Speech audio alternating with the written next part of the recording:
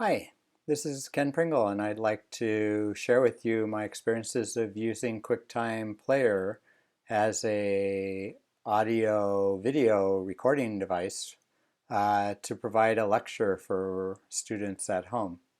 My impetus was to try and get some lecture material to the kids because they said we need a little help. Um, and so I started looking around for ways to do this, and I wanted to give them my keynote, which I enjoy, and give them some audio so it felt like they were actually in class um, being part of the lecture. And as you know, text is not sufficient often for imparting all the knowledge, that there has to be audio.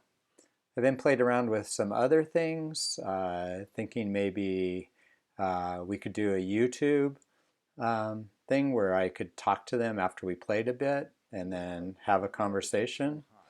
And I wanted to make sure that you could hear the audio. And so this is Michael Kinney. He's the one who gave me the initial impetus to try it. He gave instructions. It works on Catalina. I'm presently on High Sierra, and it's slightly different than Catalina, but all of the functionality, or most of the functionality, is there. So super shout out for really helping me along the way. Started thinking about other things we could do.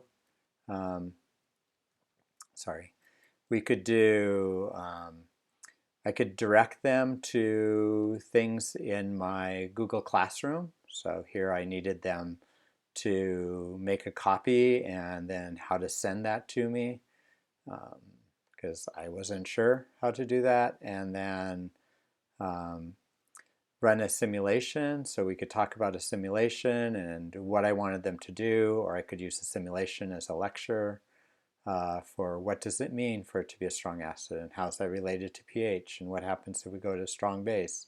So um, that was another piece that I wanted to see, because things often don't really connect well when you're using one uh, type of program or application. You don't always get what you want to do. And then finally, I thought about, well, what about these? This is a very complex diagram that would talk to the kids about why we have acid inside oceans, but I'm not sure without a little brief intro to what's happening here that they could follow all the arrows and make sense of what was happening um, in things. So again, providing students with a little additional information was another thing. Um, and then if you wanted them to see you like they do in Zoom, you could use photo booth. Can't think of another operation, and clearly it sort of hangs up as soon as I get QuickTime going, and so maybe not as easy as I had hoped it would be. So here's how you do it. You go to QuickTime Player, pull down the menu, the file menu, and there it is, New Screen Recording. So once you click that, this window opens up with the record button, and you need to click this down arrow to open up this menu. So I think I had this, but it was on none at the beginning, and so I was just getting movie without any audio, and so that was tough. Look, see, that's the problem with photo booth. Um, and then finally, uh, let's see. Oh, sorry, I was there already. Click to record full screen. So in High Sierra, it has this. In Catalina, there's the record button down at the bottom. Very, very similar as always. And so then you click, and all of a sudden, as I began this one, this is how I began. I start recording.